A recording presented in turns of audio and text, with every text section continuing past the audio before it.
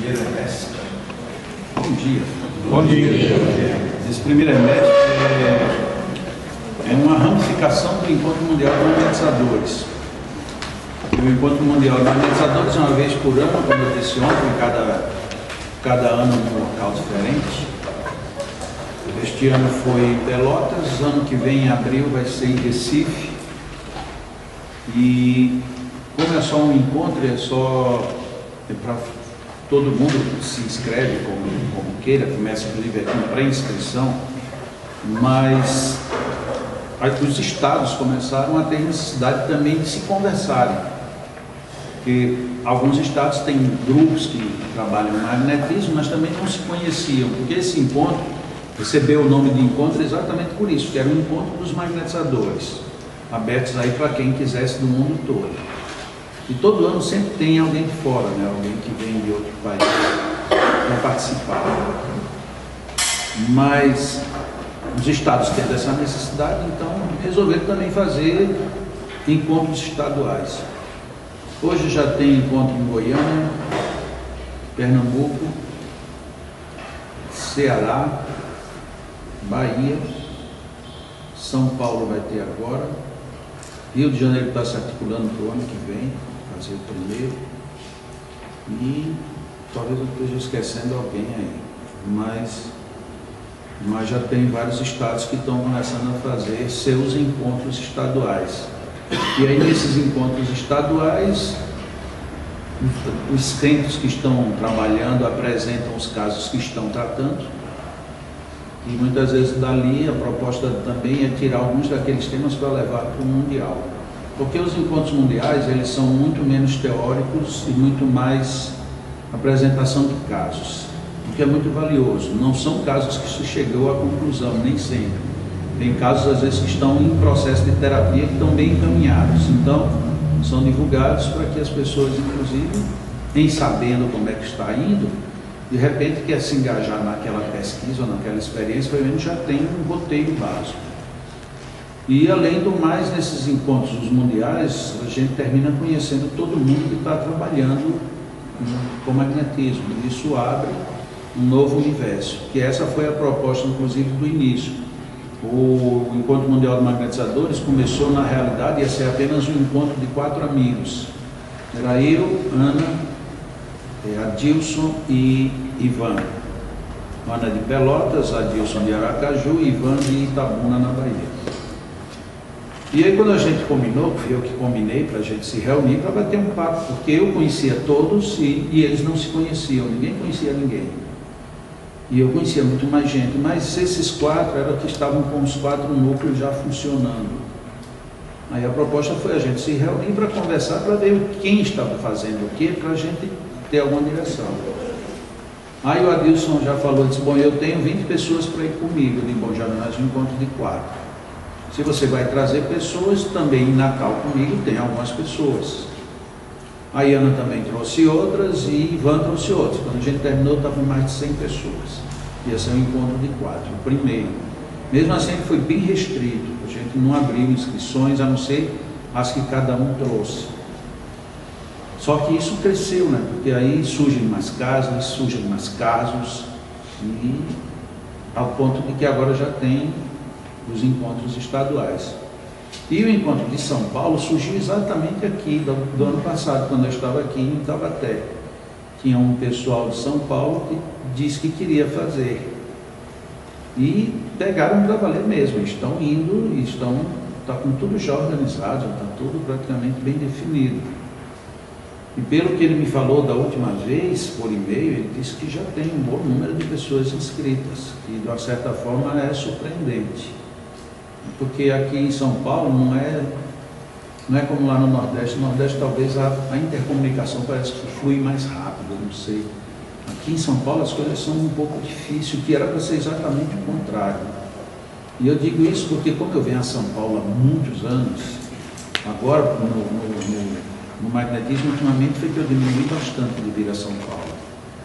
Mas sempre foi um pouco mais difícil entrar em São Paulo. Eu não entendo porquê. Eu não vejo porque quando você chega na casa espírita, todas elas estão abertas. Mas depois parece que todas se fecham. Não sei, é um negócio tão tão estranho em todos os sentidos. Por exemplo, tem cidades pequenas. Há 2 semanas eu estava numa cidade que eu nunca tinha ouvido falar, Tauá, no interior do Ceará. Você vai para Fortaleza, depois viaja 5 horas para chegar lá de carro. É longe para Dedéu, aquele negócio. Aí, mas peraí, o que é que uma cidade dessa está me convidando? O que é que eles querem? Porque eu fico até na dúvida, é uma cidade que eu nem sabia que existia. Quando chego lá, tem um pessoal super envolvido, super, sabe, manga arregaçada, disposto a fazer e acontecer. E olha que interessante, eles terminam tendo um custo danado, né? Me levam para Fortaleza, tá bom, a passagem aérea lá não é cara de Natal para Fortaleza, mas alguém tem que me buscar de carro, tem que me levar de carro. Quer dizer, é uma mobilização numa cidadezinha. Hoje eu já não posso dizer insignificante, porque eu já até perguntei historicamente como era, me explicaram. Mas eles investem, eles não sabem nem o que vai acontecer, eles investem. Aqui para São Paulo teve uma época que eu só viria se fosse fazendo uma espécie de um pool de 100 espíritas, cada um pagando uma cota e reclamando, como que se a cota fosse para meu bolso, é uma cota para dividir passagem aérea e hotel.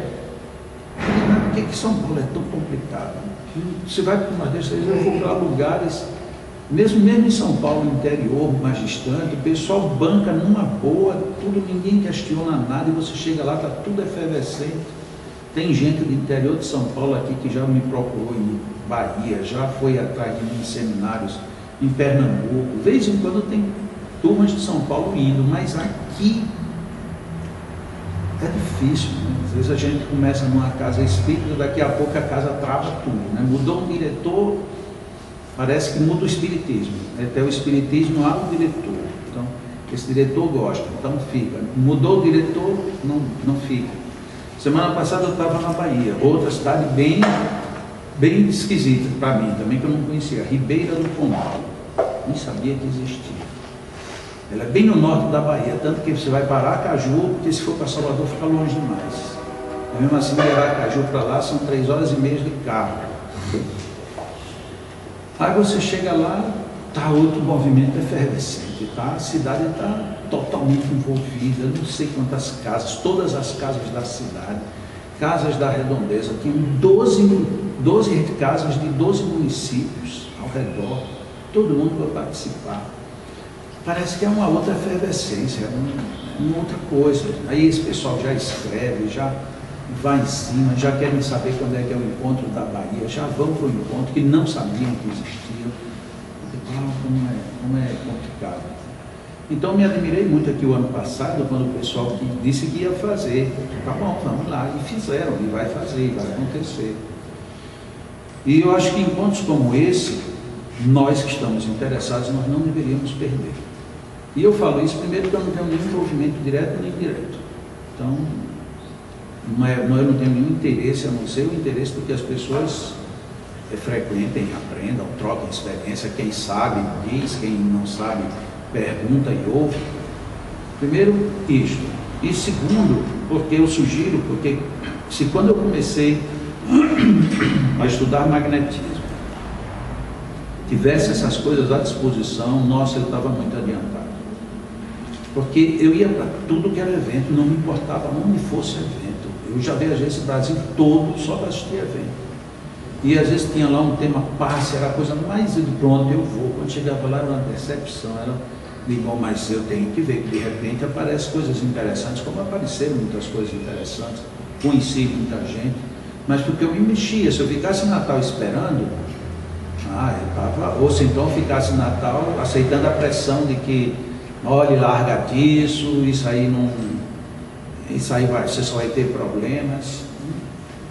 Não entrei nesse aspecto. A minha mãe me ajudou muito, e a mãe tinha a teoria de que eu vim para um compromisso com o magnetismo. Eu ainda nem usava essa palavra, ela já falava isso.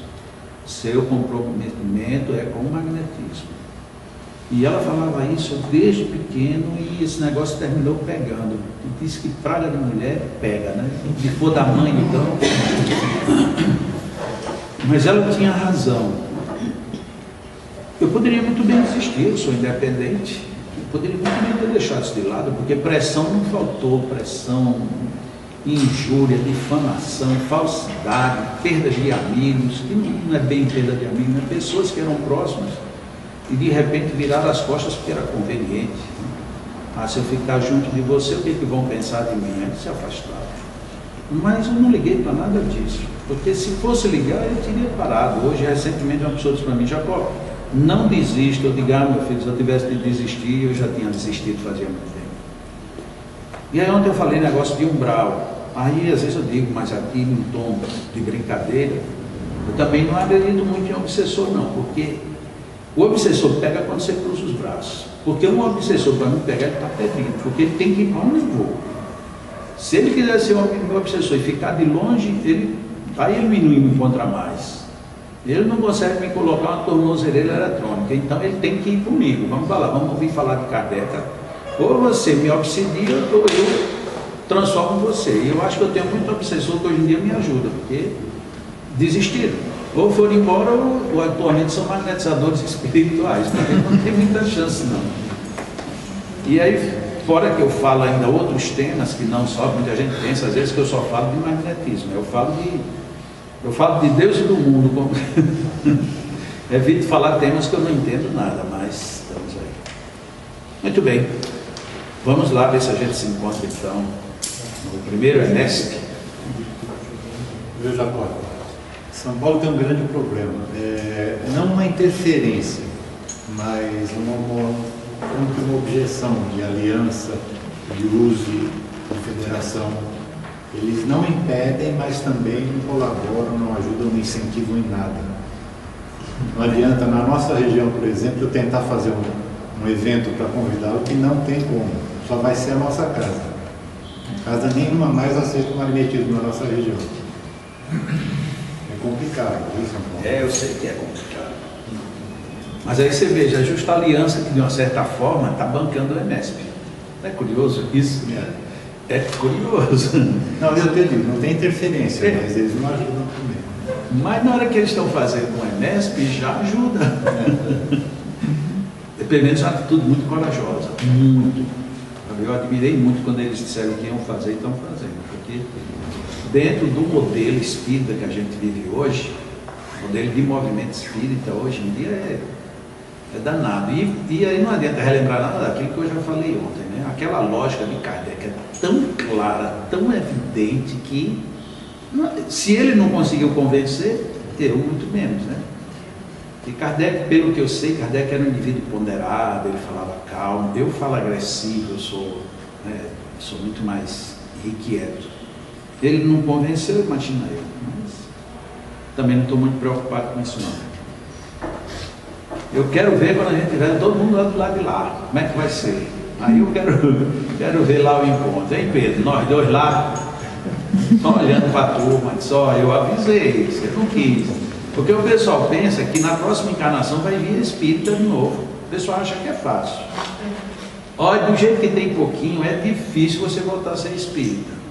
Onde tem muita vaga hoje em dia é lá no Afeganistão, no Irã. Ali tem muita vaga para reencarnar. Então, cuidado. Não programe muita próxima vida para vir para o Brasil, que vai ser difícil. Né?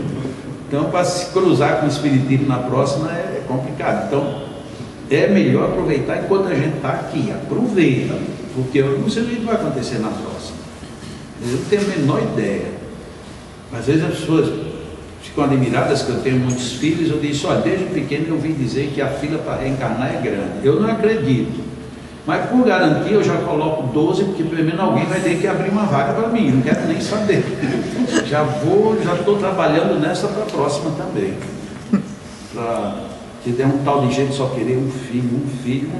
Aí quando você vai querer nascer, as famílias estão todas trancadas, só pode ter um filho e você vai dançar. Se vierem com isso comigo, eu vou ser obsessor de lá para cá. Vamos que eu quero nascer. Vou nascer por indução obsessiva.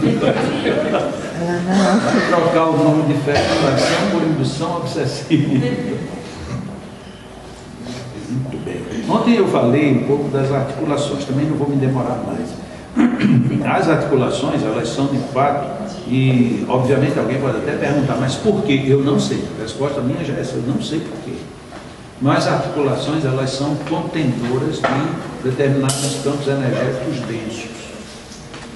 Então é comum você encontrar registros em articulações. E também quando você perde muito fluido, é o primeiro campo que se ressente. Não o primeiro, mas é um dos primeiros a se ressentir são as articulações. Por isso é que eu sugiro que a gente tenha muito cuidado com movimentos. E muito raramente eu faço cursos de tato magnético. Nos cursos de tato magnético, um dos exercícios é você fazer transitar uma carga fluídica que você coloca, normalmente a gente coloca no braço ou no antebraço, e traz essa carga, só ela, não é fazer fluxo magnético, é você pegar isso aqui e depois você vai transitar para levar para o outro antebraço do outro lado. Obviamente você tanto vai passar por cima de articulações, como vai passar aqui muito próximo de dois grandes centros, que é o laríngeo e o cardíaco, além do próprio gastro. Então, se você conseguir esse domínio de trazer essa carga toda para o outro lado, e você perceber isso, e você não registrar perdas, e a pessoa também não sentir que tenha ficado nada no caminho, já é um bom sinal de um bom trabalho, tanto magnético como de tato magnético.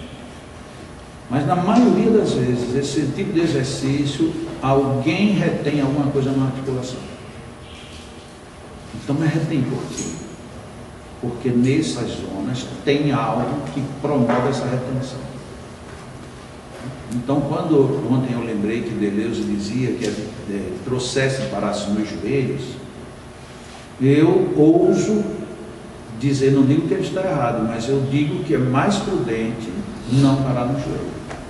Ou parar antes do joelho ou depois do joelho. Você tem menos embaraço para depois, se ficar alguma coisa, algum resquício de fluido, você tem mais facilidade de movimentar do que você deixar numa articulação.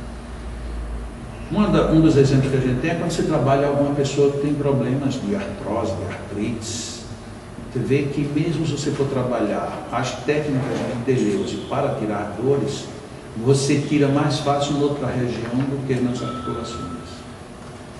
É sempre um pouco mais trabalhoso. Então, por isso é que eu chamo muito a atenção por isso, porque não é do meu feitio contrariar pessoas que têm uma bagagem como a de Deleuze. Quem sou eu para dizer que ele está errado? Mas eu acho que é mais arriscado. Talvez ele, pessoalmente, ele tivesse um poder maior, e às vezes isso causa confusão. Você se baseia no poder que você tem e acha que todo mundo tem, e nem todo mundo tem.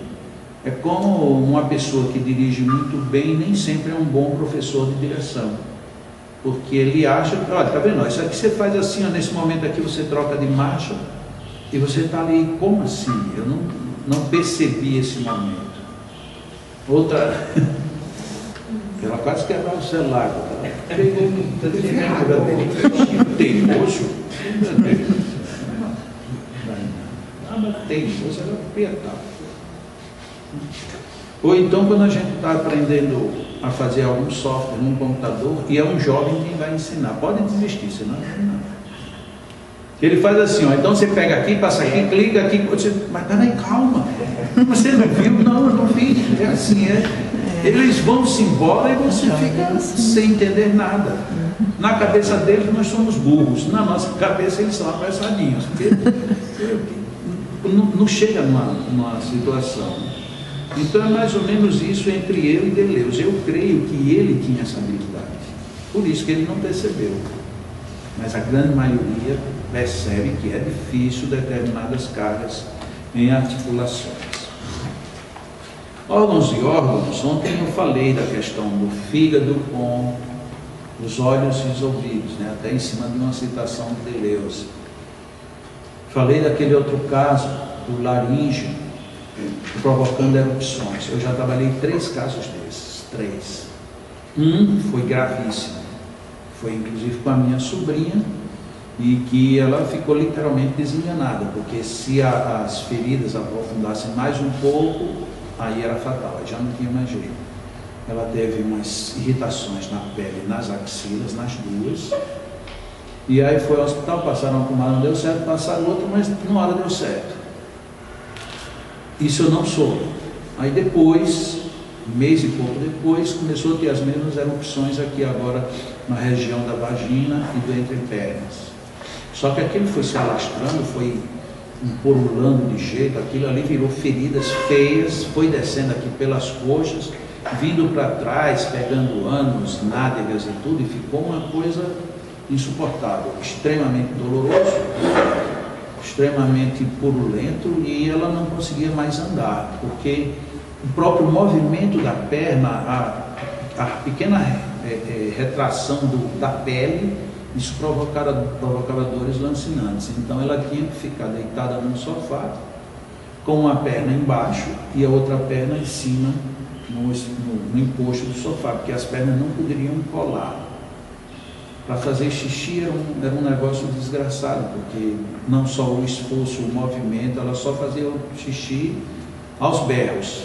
Então foi um negócio muito grave. Ela foi em 3 médicos, isso lá nos Estados Unidos. Foi em 3 hospitais diferentes, tentou todos os tipos, fez todos os tipos de exame e nada confirmava coisa nenhuma. Quando ela me telefona, aí ela disse como ela estava. E naquela situação ali, o problema dela era também no laríngeo. O laríngeo era quem estava provocando. Então ele provoca a desarmonia e ela irrompe de alguma forma em algum lugar. Tinha já dado um primeiro sinal aqui e depois desceu e foi aqui embaixo. E antes disso eu tinha tido um caso com uma criança aqui em São Paulo, capital. Criança de 3 anos e que também teve um furúnculo. E os pais tinham feito um curso comigo aqui em São Paulo. A menina na época não tinha nada. E eles entenderam que no caso de furúnculo você faria concentrados e dispersivos e sarava. E eles fizeram no primeiro furúnculo da menina e sarou. Só que nasceram 2 outros. E eles fizeram e sarou. Aí quando terminaram aqueles 2, aí começou a pipocar, tudo quanto foi lá de uma vez só. Aí já não adiantava mais, o negócio estava fora do controle. E a bebê também estava sofrendo horrores, né? Que era um negócio parecido com esse da minha sobrinha. Agora imagina, uma criança de 3 anos de idade, isso é algo de desastroso. Eu vim a São Paulo nessa época e eles pediram para eu ver a menina. Eu estava hospedado em São Bernardo e eles foram lá no hotel, levaram a menina. E aí quando deitaram a menina estava tão dolorida que qualquer médico para ela era Deus que estava aparecendo, né? E a menina deitou-se quietinha ali na cama, mas nem precisou tirar a fralda, porque as feridas já vinham aqui além das pernas, né? já vazavam de tudo.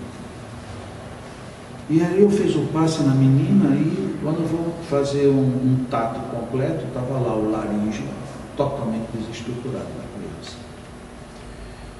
Coincidentemente, no dia seguinte, tinha um encontro espírita do centro onde eu estava fazendo o trabalho, e eles também conheciam o pessoal e iriam para esse encontro. E aí, neste encontro, tinha um homeopata, que é um homeopata muito conhecido em São Paulo, e que era conhecido deles. E aí eu conversei com o homeopata sobre a questão do laríngeo. E ele assumiu o negócio na hora, ele disse, pode deixar comigo, eu vou tratar do laríngeo. Eu digo, tá bom, porque eu ainda vou fazer mais 2 passos nela, porque eu ainda estava 2 dias em São Paulo. Eu acho que lá vai dar uma aliviada boa, mas se não ajustar o laríngeo, é complicado. E foi exatamente o que aconteceu. Ele cuidou do laríngeo da menina, ele não tocou em nada, ele não passou nada para a ferida, nada para nada. E ali, quando no próprio progresso, mais 2 passes e o remédio do laríngeo já recuperou tudo. Até onde eu sei, essa menina nunca mais teve nada. Então a gente vê uma associação crucial. O laríngeo, ele não dispara necessariamente nessa região, mas dispara em qualquer lugar, né? E normalmente com problemas de pele. Eu tenho encontrado isso com uma certa frequência. Só que é difícil, clinicamente, fisiologicamente, você não tem como fazer essa associação. Você não tem como achar que é um laríngeo, até porque você examina o laríngeo, muitas vezes ele não tem nada. Pelo que eu coloquei ontem, a nossa amiga ali, eu não me lembro agora o nome dela, mas veio perguntar na hora do intervalo, que eu sugeri aquele caso no moço dos Estados Unidos, que ele mudasse a fala. E ele está mudando, ele deu uma melhorada. Ali a gente vê o distúrbio psíquico e o distúrbio energético, são duas ações. Mas numa menina de 3 anos, fica difícil você imaginar que seja um distúrbio psíquico. Ela tinha, de fato, um distúrbio energético. E pode ter ou não causas pretéritas. Ali estava um distúrbio energético. Você não tem como dizer aquela menina que melhore a sua fala. Se uma menina de 3 anos, ela está falando o que pode estar degenerando o laríngeo? Pouco provável. O mais provável é que aquela zona ali já estava desestruturada e ela se manifestou agora e está tudo aí complicado outra vez. Mas a ponderação que ela fez comigo foi muito valiosa, porque no título que a gente colocou aqui, que a Cristina colocou, né, o magnetismo se repercutindo no ser, né, na intimidade do ser, o magnetismo ele não é apenas um remédio físico. Ele trabalha no físico e no energético. Mas o energético, quem ajuda a estruturar e a desestruturar, é o nosso psiquismo. Se você pensa mal, se você continua elaborando o mal, se você descompensa com mente, você descompensa mesmo. E você termina somatizando. Então, o magnetismo, como eu tenho colocado nos cursos, eu tenho colocado mais a parte física. Por quê? Porque eu acho que a outra parte, a parte moral, a parte ética, de alguma forma, essa a gente fala dentro das casas espíritas. Todo mundo sabe que há uma necessidade de reforma interior, não naquele jeito quase que igrejeiro, não. Porque às vezes o pessoal pede que a gente faça uma reforma interior quase que impossível de ser. Você não consegue mudar da água para o vinho numa outra encarnação. Existe uma expressão popular que é muito justa: a natureza não dá saltos. Então você pode provocar grandes mudanças em você, e isso é o que é reforma íntima. A reforma, Allan Kardec definiu bem melhor ainda, quando ele diz que é todo o esforço que a gente faz para domar nossas más inclinações. E é você ser amanhã um pouco melhor do que hoje. Isso é uma reforma. Então antes eu gritava muito, hoje eu grito, mas grito menos. Agora eu só grito eventualmente, hoje eu quero gritar e já falo alto. Ou seja, é um progresso, você vai até que você chega um dia em que você está numa outra faixa, você muda. Mas muitas vezes nas casas espíritas a gente ouve palestras que é assim: se você não mudar hoje, você perdeu a encarnação. Não é assim, não é uma coisa tão abrupta desse jeito. Ela é progressiva. Tudo é progresso. É tanto que eu gosto muito de bater nesse ponto. Allan Kardec, ele não fala de evolução quase, ele fala de progresso. E ele está certo, porque o verbo de progredir é um verbo que pede a sua participação. Enquanto que o evoluir é lei natural. Tudo evolui, tudo. Gato, cachorro, alface, manteiga, tudo evolui. Agora, o que progride é o homem. O homem pode progredir, se ele quiser. Então, o progresso é que depende da gente. A reforma íntima, ela depende do progresso. Ela não depende de lei de evolução, não. A lei de evolução é outra coisa. Como a gente até nisso mistura, a gente termina achando que uma coisa é igual à outra. É só em dicionário. Se você for olhar em dicionário, a evolução e progresso é a mesma coisa. Mas no sentido que Allan Kardec diz, Allan Kardec colocou progresso. E nós espíritas não gostamos dessa palavra. Porque a gente troca, onde ela tem, direto ou indiretamente, a gente troca. Na mediunidade. Durante muito tempo só se falava em educação da mediunidade, enquanto ele falou de desenvolvimento da mediunidade. Às vezes eu me pergunto mesmo, mas por que fizeram isso com o Espiritismo? Qual o sentido que a gente teve de mudar as expressões? Porque é sinônimo, evolução é sinônimo de progresso, então deixa o progresso. Educação é sinônimo de desenvolvimento? Não. Qual é que é o maior dos dois? Eu acho que é o desenvolvimento. Porque para você desenvolver, você tem que ser educado. E para você ser educado, não quer dizer necessariamente que você está desenvolvendo uma habilidade. Você é educado em trabalhar com o computador. Se você vai ser educado, o computador evolui a tecnologia e você continua educado com ele. Você tem que progredir no seu conhecimento sobre tecnologia de computador. Senão, você daqui a pouco não é nada. Você é um médico, se formou há 20 anos, nunca mais estudou, nunca mais fez um curso, você não progrediu. Como é que você vai progredir? Na hora que você quiser estudar, na hora que você quiser se dedicar. Então, quando Allan Kardec optou por progresso e por desenvolvimento, eu acho que ele teve uma outra percepção bem maior. Se a gente lembrar que Allan Kardec foi um dos maiores pedagogos da França e que ele não usava os termos de brincadeira, por que é que a gente de brincadeira troca os termos dele? São tantas perguntas, né? A gente começa a pegar na base de Kardec, é impressionante. Tem uma pedagoga espírita que ela também, de vez em quando, ela é meio deixada de lado, a Dora Encontre. Por quê? Porque ela pega nessas questões. Aí a gente, não, peraí, ela é muito radical, ela é muito isso, tira os apelidos. Quer chamá-la, o nome dela fala, é Dora. Você quer chamar de Dora, quer chamar de Encontro, de Dorinha, isso é um problema seu, mas não troca o nome, não. Não diga que Dora ou o que quer que seja é polêmico, é isso. Não, vai, estude. Ou então você não quer, discorde simplesmente, siga no seu caminho. Agora, Allan Kardec não deixou nada muito solto, quase tudo ele deixou preso. E o que ele não concordou, ele deixou explícito.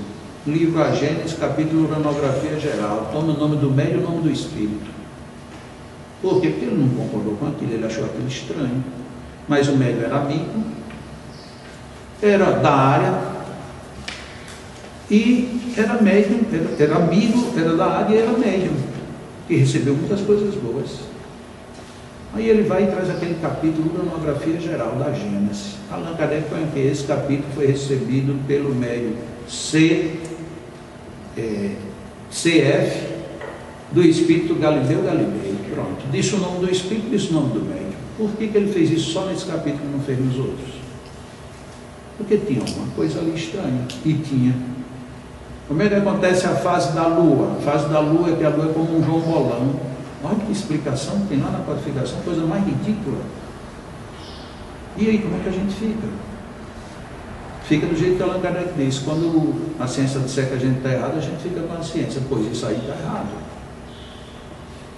Aí chega um Henrique Rodrigues, um pesquisador mineiro, foi muito criticado também no meu espírito.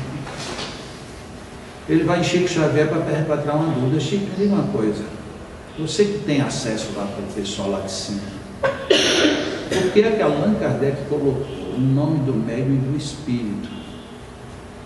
Aí disse, bom, você sabe que o médium era Camille Flammarion. É, exato. E o espírito Galileu Galilei.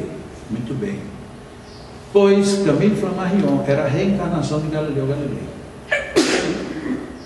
Aí estava explicado. Acabou a dúvida. Ou seja, ele era a reencarnação de Galileu Galilei, ele reencarnado, qual é o acesso que ele tem? Aos arquivos do Galileu encarnado, e não do Galilei espírito. Aquilo era uma comunicação anímica, no melhor sentido do termo.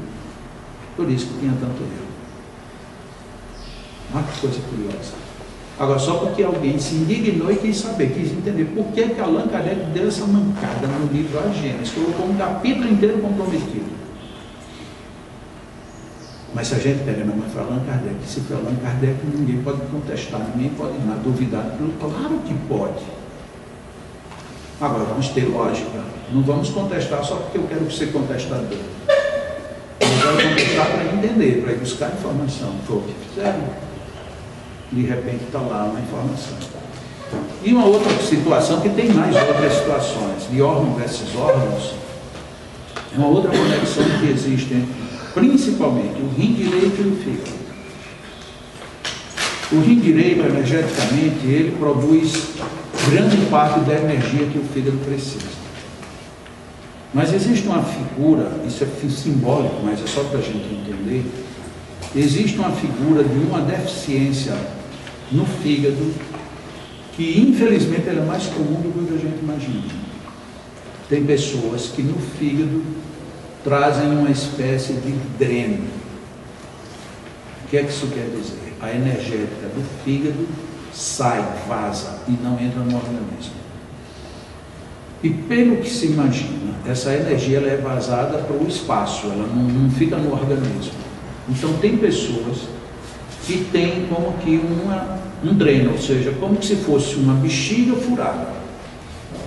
Então, a partir de um determinado momento, o que chega ali de energia começa a vazar, não fica no fígado. E aí a pessoa começa a ter problemas, e problemas de muitas ordens. Aí são problemas só hepáticos, não. Começa a ter vários tipos de problemas.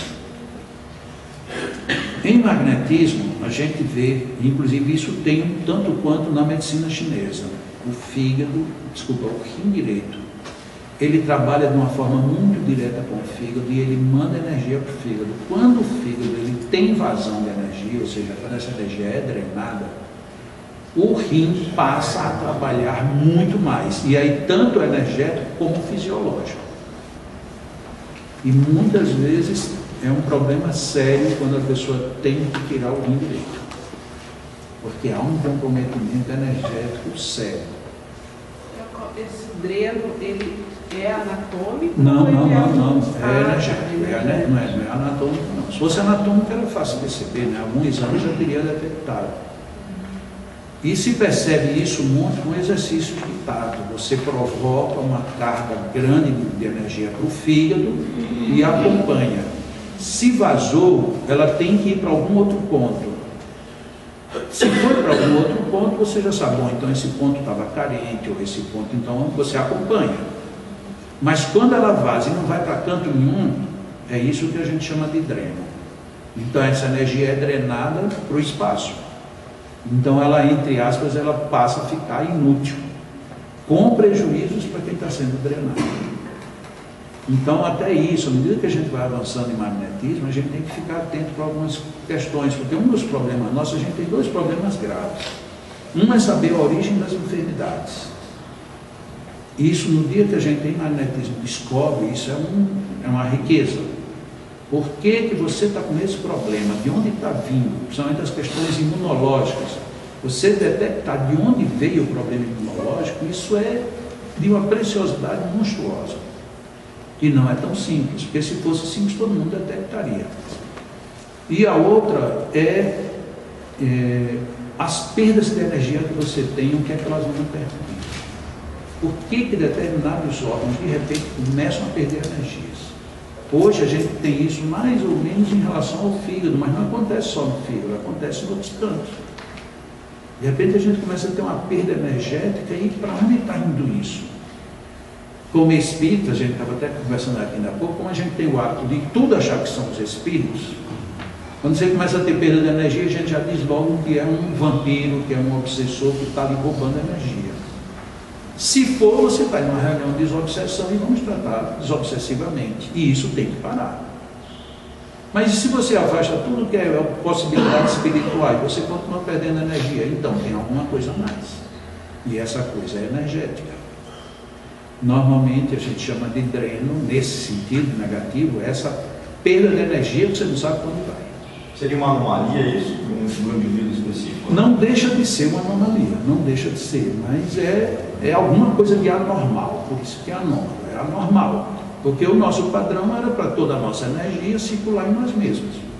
Não tinha por que a gente ter uma energia para estar vazando para lugar nenhum. Mas qualquer indivíduo pode chegar? Qualquer uma pessoa pode chegar. Qualquer um. E não se sabe, pelo menos até onde eu sei, ninguém sabe o que indica que alguém vai ter ou não vai ter. Você só sabe quando você está tratando e vê que a pessoa está perdendo energia.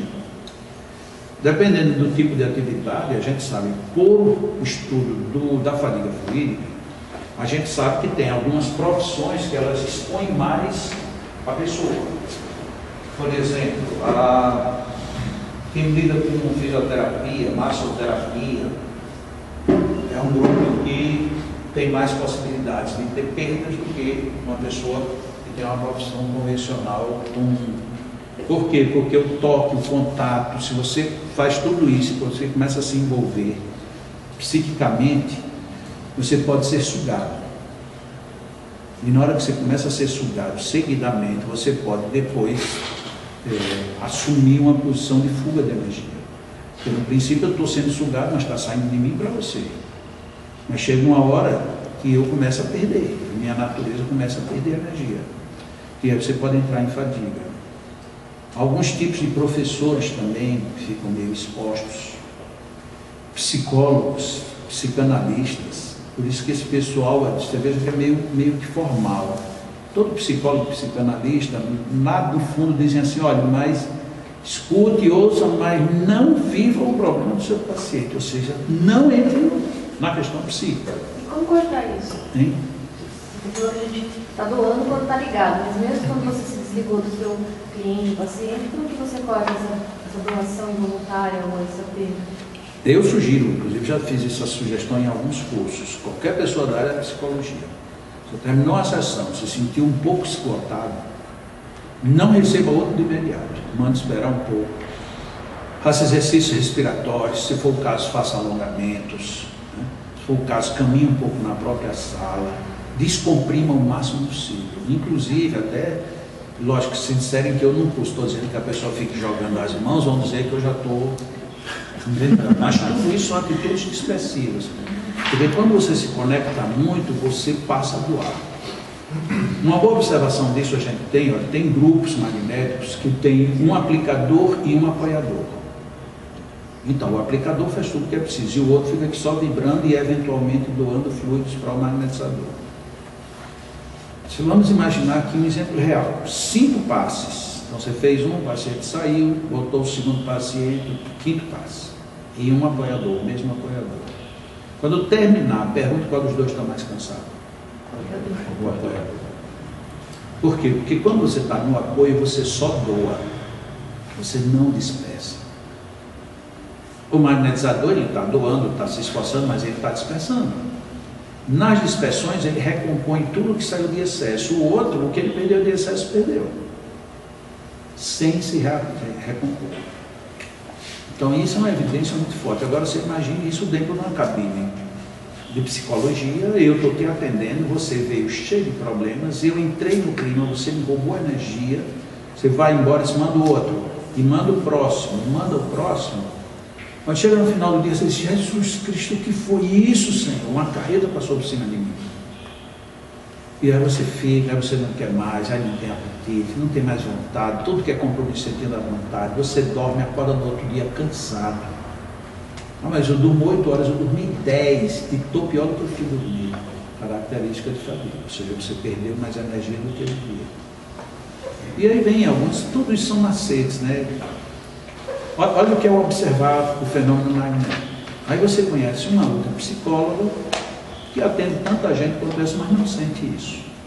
Mas isso, o que é que houve? Primeiro tem as aptidões naturais, mas depois você vai ver, aquele que não sente tanto, quando chega, se levanta, vai lá dar um abraço daqueles que saculejam a pessoa, e se senta, mas relaxa aí, respire, vá, pronto, comece. Quer dizer, primeiro já preparou todo o ambiente energético, sem nem saber. Quando termina, vai, se levanta, dá outro abraço, olha, que tudo de bom vá com você, olha que coisa, que coisa boa, vá tudo de bom com você, eu acho que tudo de bom vai ficar comigo também. Aí essa pessoa ela não se fadiga, porque ela fez uma série de atitudes dispersivas, muitas vezes durante o atendimento ela está lá, nossa, hoje eu estou com vontade de respirar fundo, é a natureza dizendo, respira diafragmaticamente, para bloquear a perda de energia. Então, tudo isso são coisas que dão no magnetismo. Agora, que dificilmente as pessoas param para estudar, ou para refletir, ou para escrever. E aí fica parecendo místico. Não, fulano é muito místico. Você vê, ela atende a pessoa e depois fica fazendo lá um negócio. Deixa, ela faz o negócio dela, ela não fica doente nunca. E você que não faz, está aí, estragado. Então, você que escolhe. Ok? Então, essa observação entre os órgãos, a gente tem que aprender, uma hora a gente vai aprender.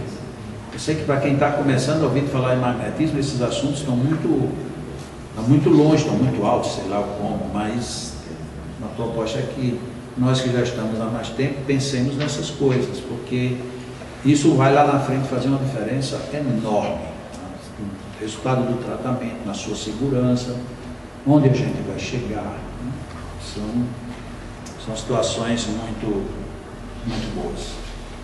Nesse caso específico do dreno no fígado aí, você citou também que alguns pacientes, por algum motivo, podem não ter o rim direito. O que você indica de aplicação para um paciente como esse? Para o paciente que não tem o rim direito, Isso. trabalhar o melhor possível o esquerdo. E tentar conectar. Essa é uma outra coisa que é um tanto quanto mística, mas não é místico. É místico quando as pessoas ouvem. Do mesmo jeito que a gente usa a expressão dreno para explicar que alguns órgãos perdem energia, são feitos também drenos quando há excesso. Tem gente que às vezes tem tanta energia no fígado que o organismo não precisa, ela não consegue vazar. Aí, ao contrário, a gente tem que forçar o dreno.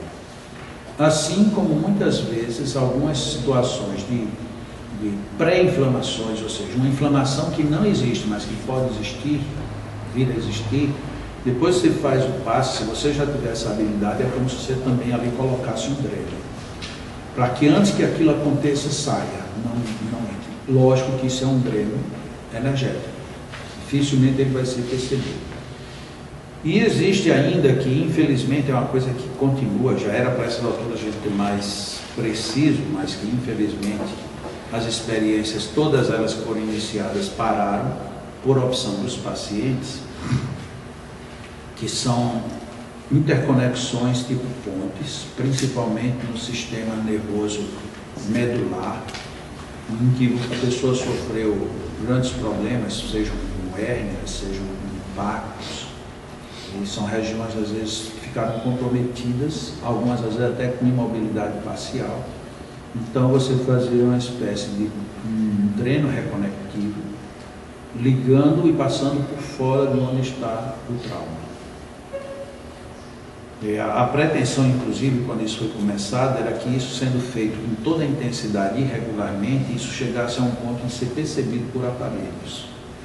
Como eu disse, infelizmente, todos os casos que começaram, nenhum foi concluído, os pacientes desistiram. Porque é uma terapia que demora, obviamente, é experimental e ela demoraria muito. E eu não sei o que é que tem os pacientes, eles melhoram um pouquinho, debanda. É muito difícil pegar um paciente que melhorou e você diz, você vai continuar e ele querer continuar, porque não, eu tenho outras coisas para fazer, eu já estou bem, vocês são exagerados e tal, e aí escapa mesmo, escapa. Aí você não consegue materializar a coisa. Eu acredito nessa possibilidade, mas não tem um único caso que eu possa dizer que foi até o fim. Então, continua no mundo das hipóteses.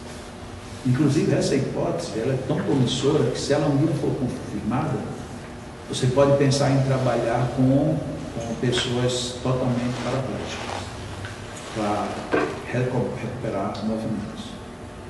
Mas aí precisaria, você teria como fazer isso, né? Se você associasse a um laboratório de fisioterapia que trabalhasse com pessoas desse tipo, eles aceitassem e tal, quer dizer, aí entra todo aquele protocolo que a gente falou ontem, começa tudo do zero, né? Então,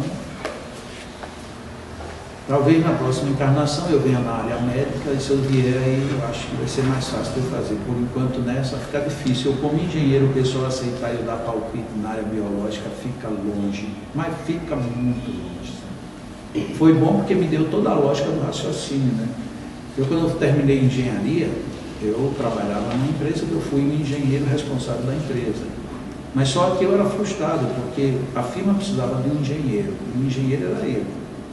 Mas eu não trabalhava praticamente com engenharia, era mais um responsável técnico como engenheiro. Então, era meio frustrante. E eu dizia, meu Deus, para que você me fez estudar tanto? Então, no final, eu não sei, né? Era um negócio meio desconfortável. Mas, quando eu começava a estudar alguns assuntos de espiritismo, porque eu não estudei só magnetismo, estudei muitas coisas. Aí eu dizia, rapaz, espera aí, engenharia serviu, me fez ter lógica, me fez buscar sentido para as coisas. Não aceitar só porque alguém disse. Bom, você disse, é respeitar a sua opinião, mas deixa eu ter. Então, engenharia para mim me serviu muito mais com desenvolvimento de intelectualidade do que de outra coisa. Agora, numa próxima, eu quero vir médico, para aí sim a gente fazer algumas experiências. Não é possível que eu, como médico, não consigo. Sem ser médico, para mim está difícil.